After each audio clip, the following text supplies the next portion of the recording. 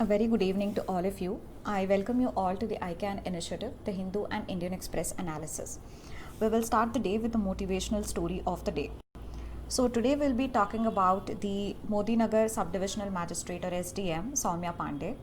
So Soumya Pandey, she is the SDM of Modi Nagar in Ghaziabad district, and she was appointed as the nodal officer for COVID when she was 7 months pregnant, and she handled that role very responsibly and beautifully. And even after she delivered the baby, within a matter of 14 days she was back in the office, and not just herself, she got her baby along with her to the office, and she's working with all that dedication, passion and commitment towards her work, in spite of the fact that COVID is very risky for the pregnant women, lactating mothers, and the newly born infants. In spite of that fact, she is putting herself in so much of risk and only for the public interest.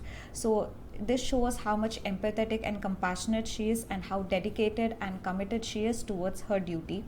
And in spite of the fact that she is putting herself under risk, she is attending to a lot of meetings. She is meeting more than 100 people a day. She is visiting the COVID-19 hospitals and seeing how the patients are being treated.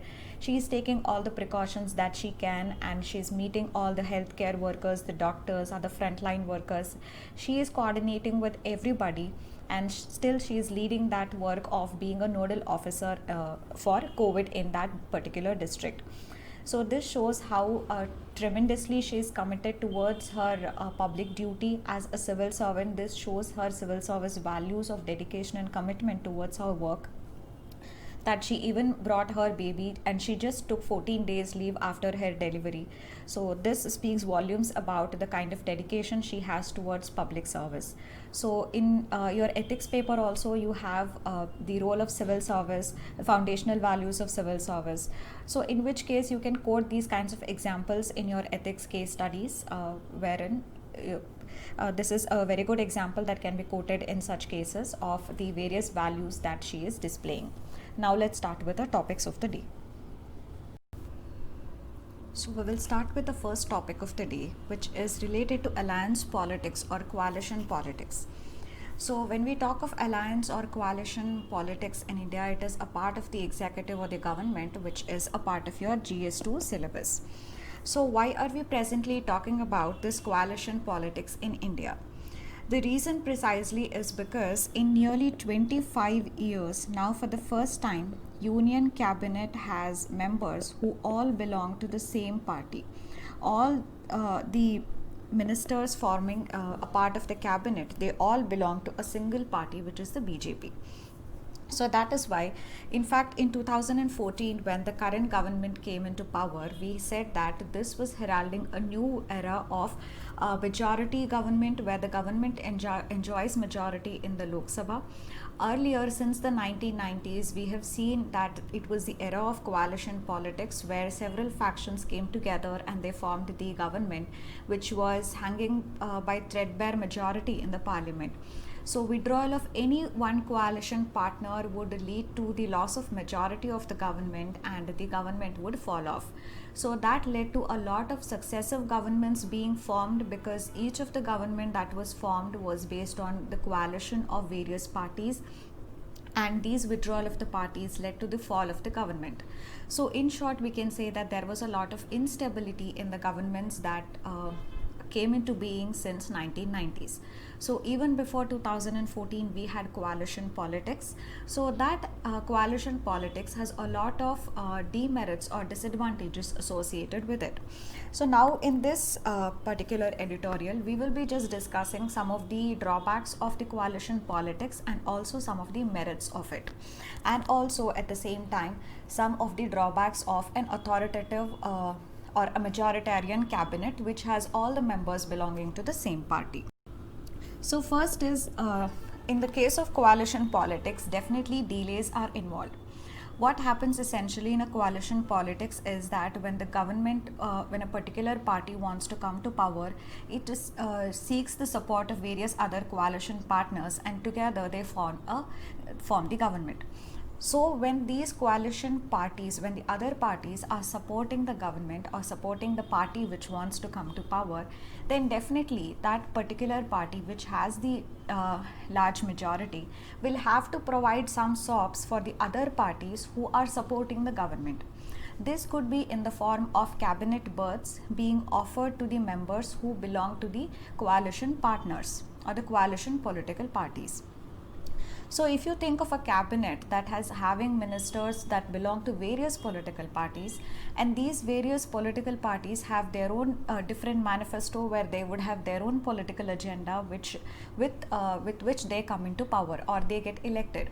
So when a particular cabinet has members who have different political agenda, then it becomes very difficult to arrive at a particular decision. This makes deliberations very excessive, and also it leads into delays in decision making. Precisely, we can say that it chokes decision making and it leads to what is called as policy paralysis. So this was one term which was very much in vogue during the last 1.5 decades, where policy paralysis was very much visible in the Indian polity. Because of the coalition politics, the delay in the decision making led to policy paralysis, where there were so many important areas where policies had to be formulated but they could not be because of non-agreement between the coalition members. So this is one thing. So usually what happens is when these coalition members, they have their own agenda because they belong to different political parties. So most of the time of the prime minister is going to be involved in managing this coalition. If the coalition is not managed successfully, it will lead to fall of the government. So it is very important for the government it is very important for the prime minister to be able to manage this coalition so that the coalition doesn't fall apart and the government doesn't lose confidence in the Lok Sabha, confidence of the Lok Sabha. So therefore a lot of the time gets involved or gets wasted in managing the coalition, in making sure that the coalition partners stick to the party. So therefore lot of time cannot be invested into other productive work which the government of the day has to do. Instead of deliberating on how the economy should progress, what social welfare schemes we should bring about, a lot of time of the cabinet is going to be just wasted in convincing the members to stick together and then just manage in the coalition. So this is another issue. The next is the instability, which we have already spoken about. So we already know how in the 1990s there were successive governments that were formed, some of which did not even stick for a year. So this leads to a lot of instability in the governments. So when the coalition partners don't want to support, they just are against the government on a particular agenda, then they will withdraw their support from the government. So this is going to lead to a lot of instability in the government, and the government, with the withdrawal of the coalition partners, is going to lose confidence of the Lok Sabha, and therefore the government will fall apart. So coalition politics will also lead to instability. But however, at the same time, it has some merits also. So because several coalition parties are involved and they have their own agenda with which they have come to power, so it leads to what is called as a constructive mixing of the agenda of various parties, which may deal or which may hold the importance of different sections of the people, and these different political parties will be representing different sections of people and different interests of people. So therefore the common minimum agenda that comes out of a coalition based cabinet is going to be more broad based, it's going to be more inclusive, and is also going to be more representative. So these are the advantages of coalition politics. So if we talk about a cabinet in which all the members belong to a same political party, though it might be very decisive, where the decision making happens very quickly because all the members are on the same page, because they all belong to the same political party, they all have the same agenda. So therefore there is nothing left to be convinced to convince the members, and time doesn't go waste in all that. So therefore the decisions are taken very speedily in a cabinet that comprises of members belonging to the same party. But however, it could also lead to an agenda which is non-inclusive, and when something is not deliberated upon much, so one may not see the other side or the flip side of a particular measure that is being decided by the cabinet. So many of the bills which have far-reaching consequences, for example, the one that change the status of Jammu and Kashmir, or the Citizenship Amendment Act. So all of these measures were taken by the cabinet without consulting any of the regional parties. So sometimes, in the name of stability and more decisiveness by the government, such a cabinet, which has all the members belonging to a same political party, will fail to see a more inclusive approach, will fail to have more representative approach. So therefore it might lead to some far reaching consequences or far reaching decisions, the consequences of which may not be well thought about. So it might lead to a governance which is more dictatorial and authoritative. So these are the demerits of having a majority based government where all the members of the cabinet belong to the same party. So that is why it is important to have a cabinet that is more balanced in terms of its representation. Representation could be in the way of many people belonging to different parties or agendas. Representation in terms of whether it is a male representation or the woman representative. Representation of various regional parties. Representation in terms of the old people, old ministers who have a lot of exposure and experience, and also the young blood who bring in more freshness and innovativeness into the policy making. So all such wide representation is required in the cabinet to make it really inclusive and representative. So this is about the analysis of this article. Now we'll move on to the next topic.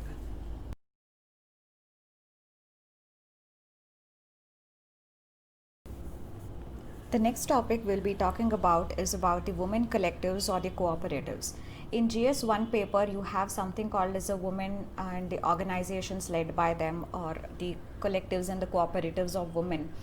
So this can be a topic under your GS1 syllabus as well, and in your GS syllabus 2 you have the local self-governance and the decentralized governance, formation of self-help groups and all that. So even there you can find the question on women collectives and how successful they can be in empowering the women both economically as well as socially. So you can find this question both in GS paper 1 and 2.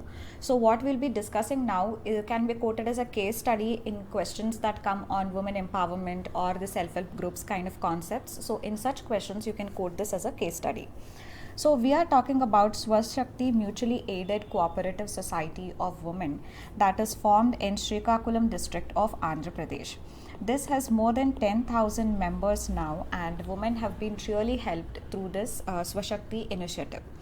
So firstly, it has led to economic empowerment.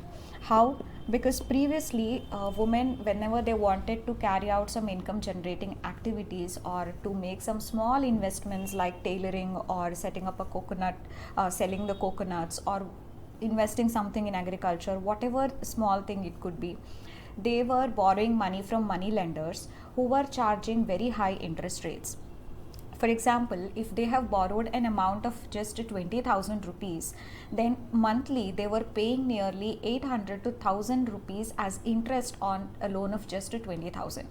So you can see how high interest rates these money lenders were charging from the women.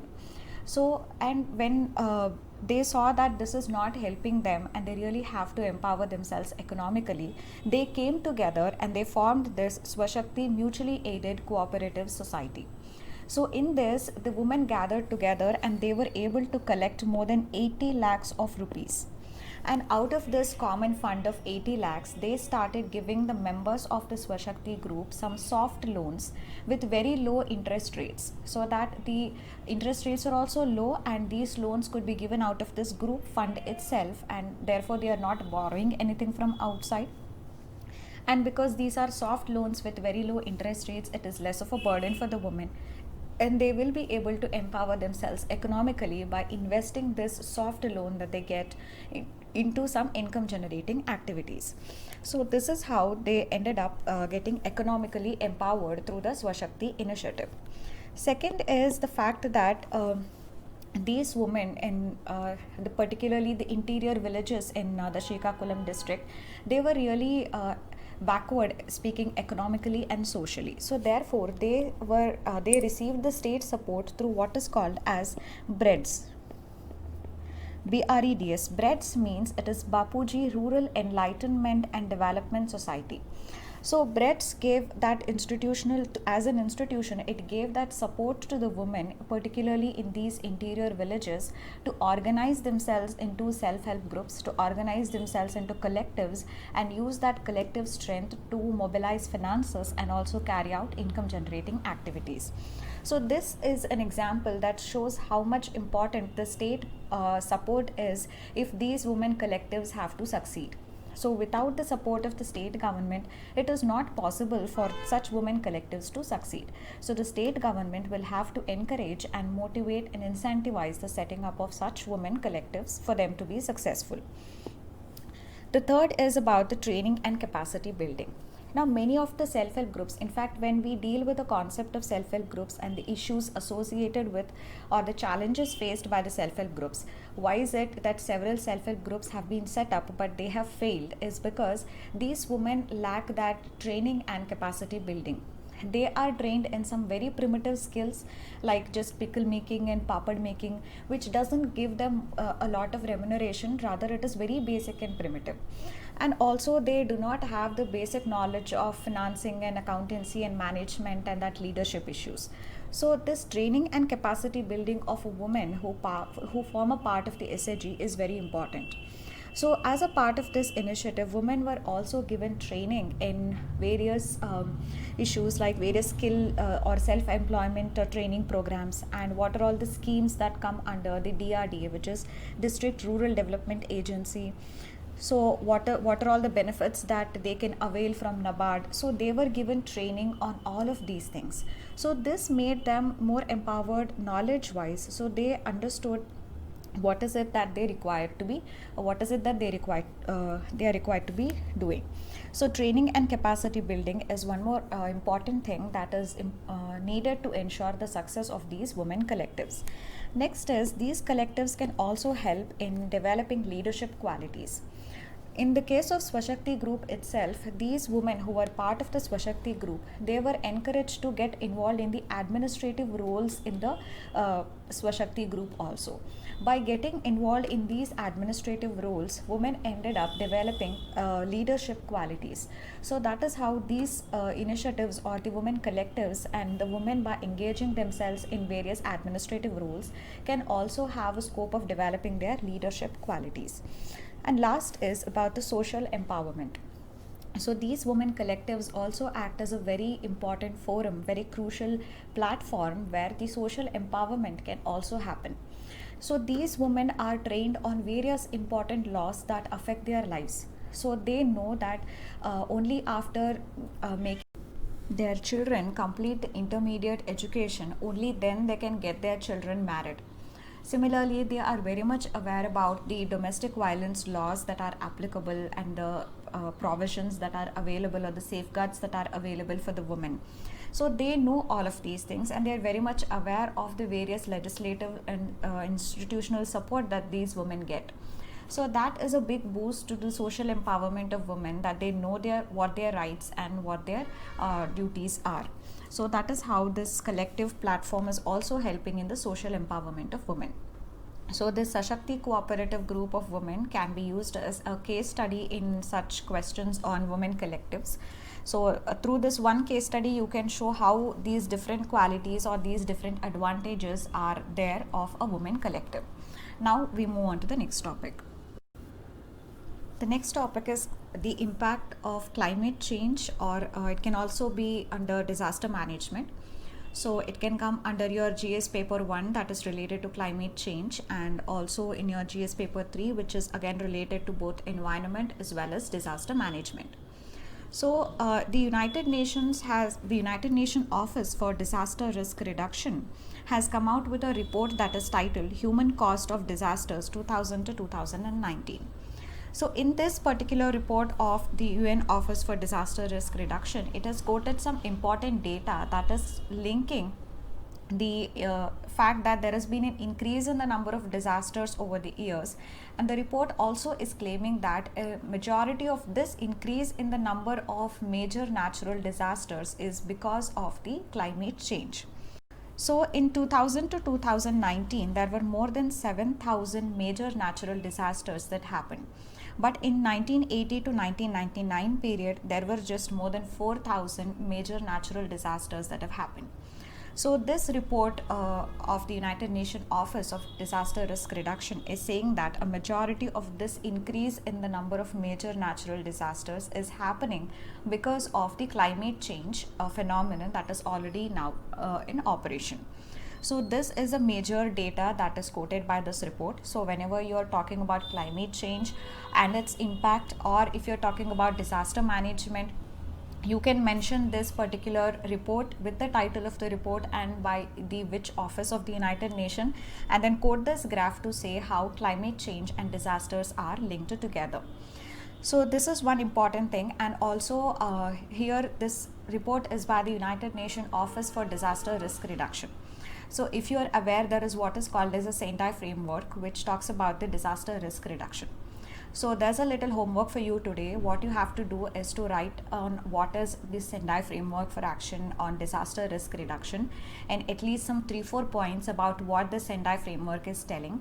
So whenever any question comes on disaster management, do not forget to incorporate the Sendai framework for disaster risk reduction, and at least write some 2 to 3 points in the way forward that this is what we are supposed to be doing going forward. So mentioning such international conventions or treaties or such collaborations is very important. So you cannot forget Sendai framework when you're talking about disasters. So that is it. Now we'll be moving to the next topic. This is a small topic we'll be discussing, which is on human trafficking. So human trafficking, it has become so common that Indian society is in fact characterized by the occurrence of these evils like human trafficking. So it can come as a part of your GS paper 1 also, and also because the human trafficking mostly involves women and children who also form the vulnerable section of our society. You can also see this under your GS paper 2 under the topic of vulnerable sections. So even previously, and one more thing, before in the ICANN videos we have discussed about human trafficking, about the report that has recently come out on human trafficking, how much of people are trafficked worldwide, and what has been the impact of the pandemic on human trafficking. All of this we have discussed previously in the ICANN videos. So I urge you strongly to go back to the videos right since April, particularly if you're giving this year's mains, and others who are giving next year, there is no excuse for them, they have to do it.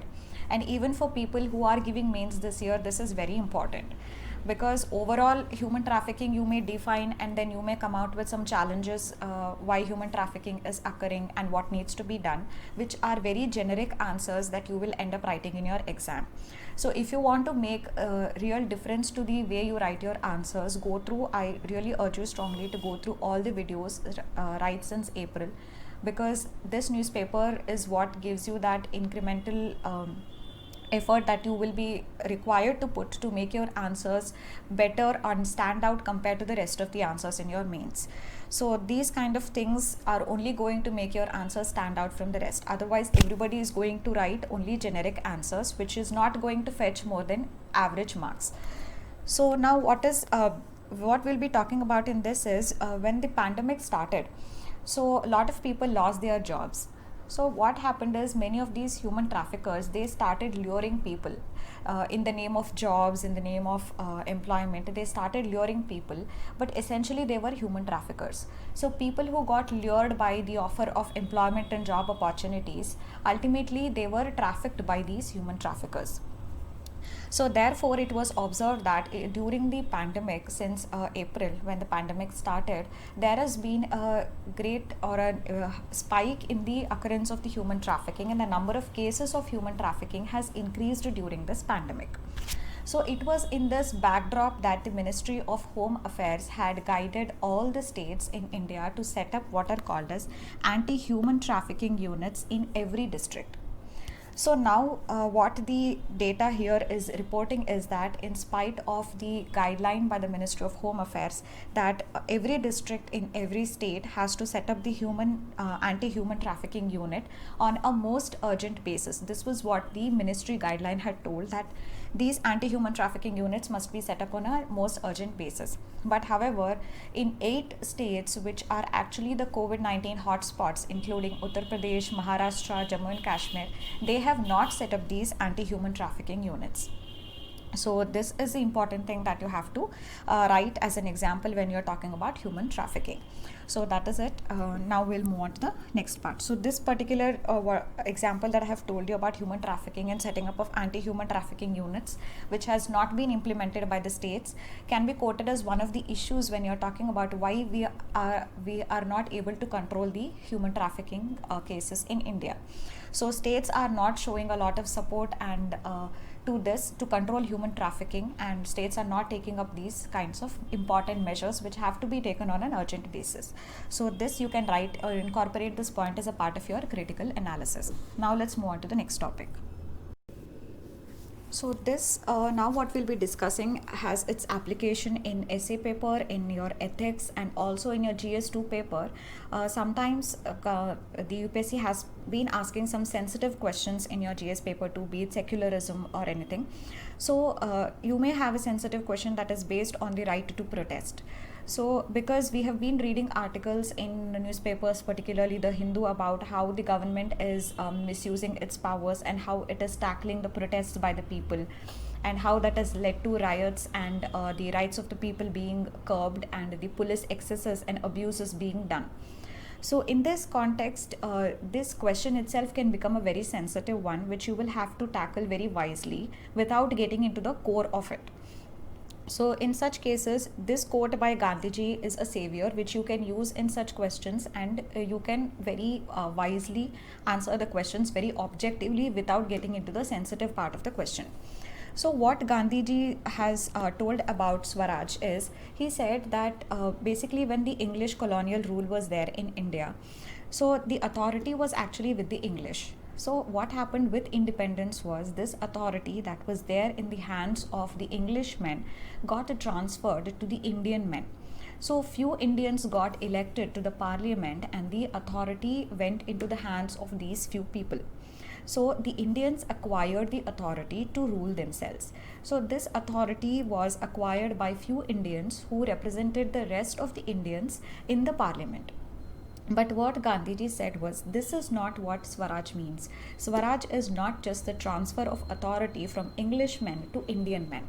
He says that when these few people who have acquired the authority from the Englishmen and they are representing in the parliament, if they end up abusing their authority or misusing their authority, then the rest of the people of India must have the authority or they must have the capacity to resist such abuse of power. So it is actually the acquisition of capacity of by the people which through which what actually Swaraj means, and it is not the acquisition of authority by a few Indians.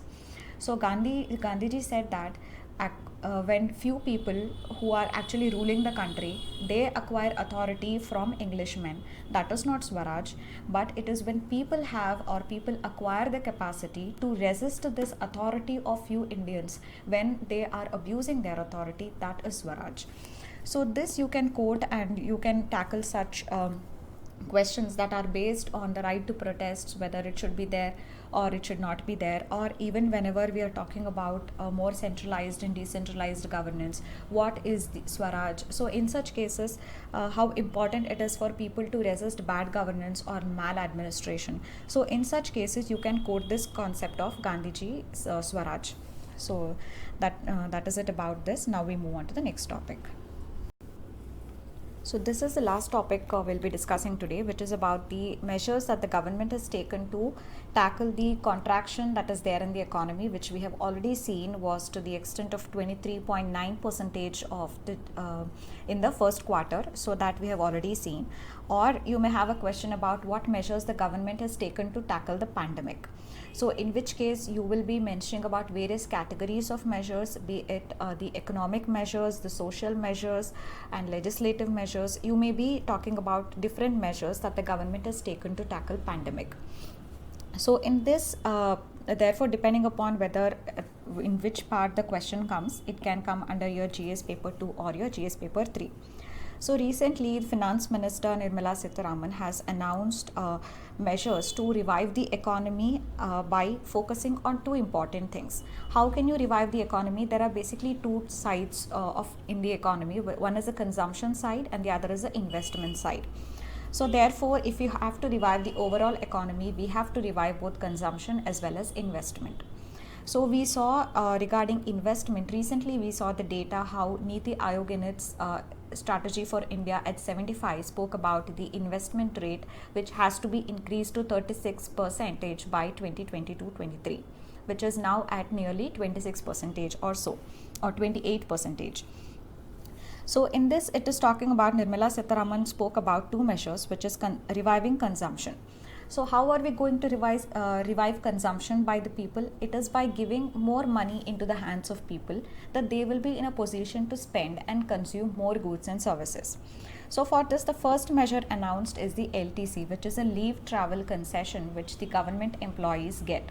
So what happens in this is we get some allowance for to travel anywhere in India. There are some guidelines for that, and for which our bill of such a travel is going to be reimbursed later on.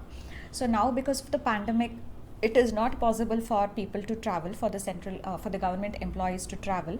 So what the government has done is the leave travel concession is now going to be converted into monetary coupons, which can be encashed by the people.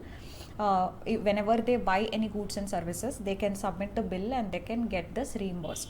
So this LTC has been now converted into a cash monetary coupon. The second is a one-time festival advance of 10,000 rupees is to be given to the government employees, again to boost consumption in the economy.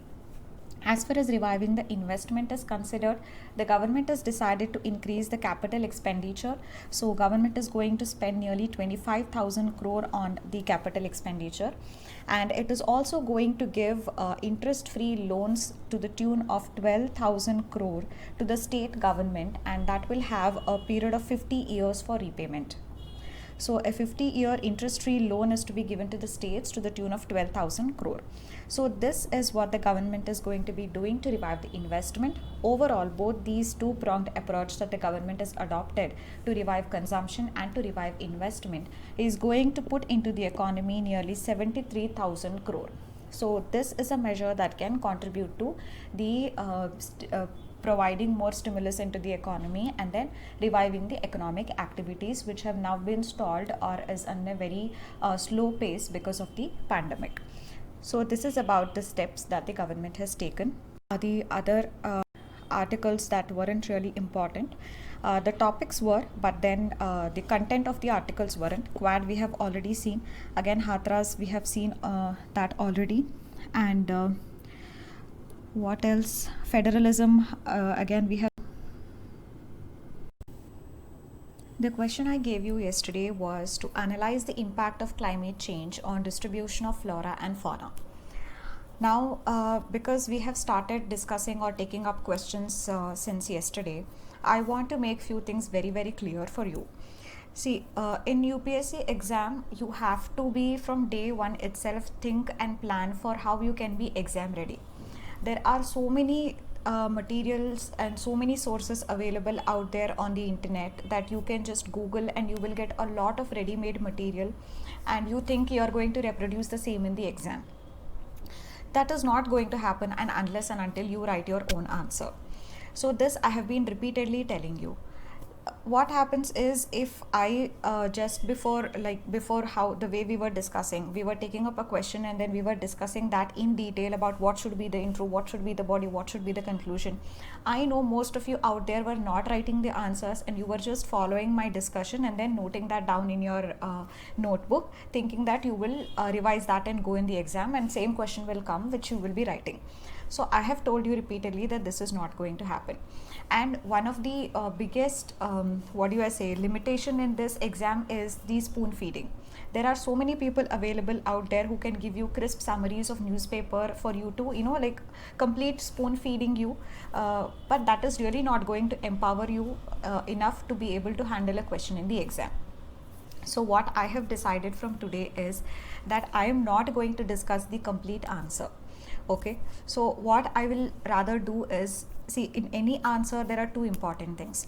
One is the structure of the answer and the other is the content of the answer.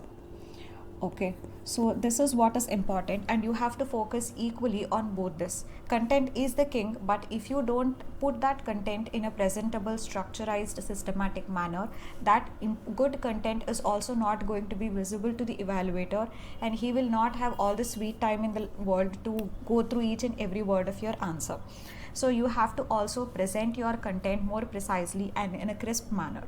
So both of them are very important. This is particularly like if you're focusing for this year mains, then you have to focus on both these aspects. So from today, what I will be doing is I will discuss the overall structure that you can, I'll give you some important tips about how you can structure your answer, and I'll also give some supporting content to your answer, which will be given in the form of a link in the description box, or it can also be given, the supporting content may also be given as a pinned comment in the comment section. So I'll figure it out how to give it. But that supporting content I'll give you, which is again not a full-fledged answer, starting from body, what data you have to use to introduce your answer, everything is not going to be there. It is supportive content which is going to give you some unique things, which is going to give you some good examples, and it is a good supportive content that you can use in your answers to enhance the value of your answer. And I'm also going to give you the broader structure that you should use to structure your answer. This again I won't do indefinitely. I'll do it for, let's say, 1.5 months to 2 months, after which I want more and more of you coming out and writing the answers in the comment section.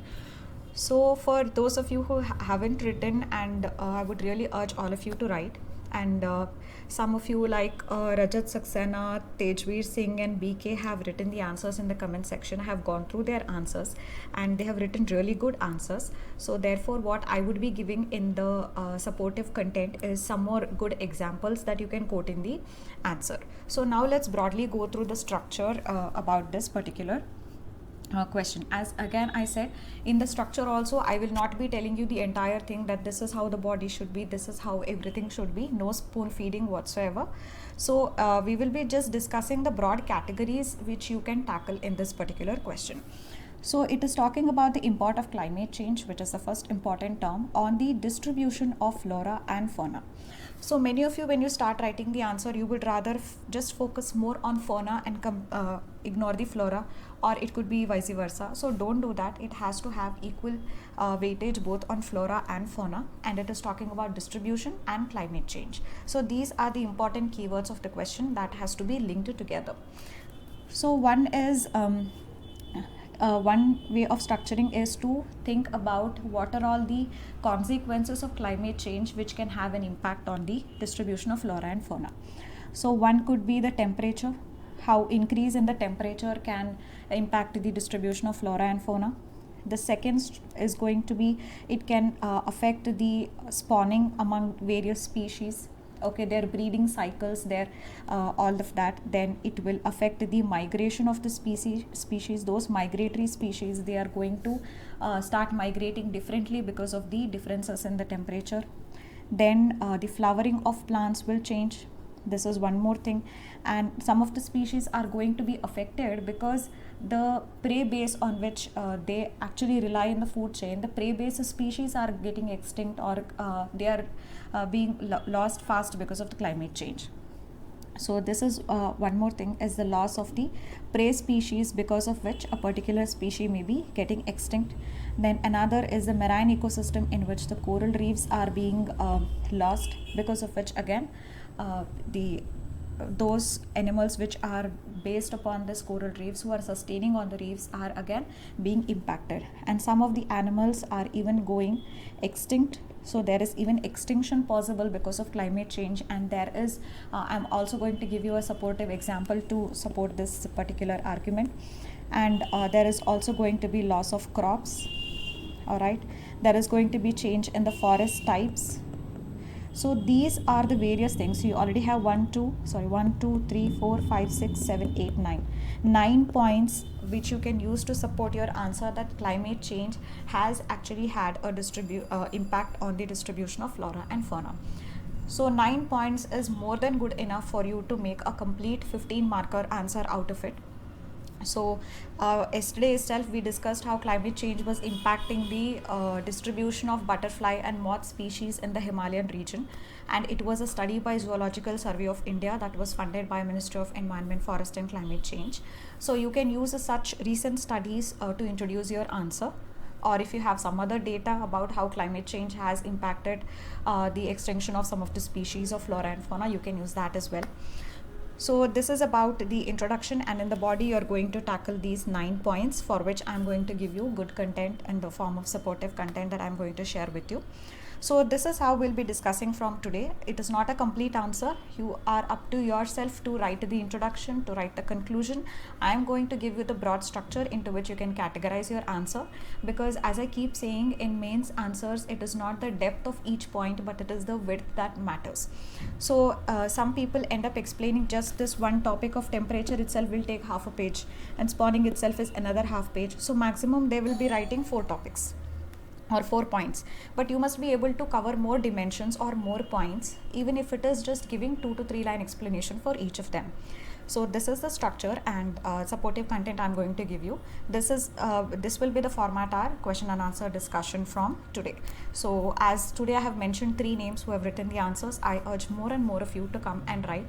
Spoon feeding is not going to work in this exam. If you really want to crack it, start writing the answers. So this is today's question. What is human trafficking? And you have to suggest measures to tackle human trafficking. It's a 10 marker question for 150 words. So that is it for today. Thank you.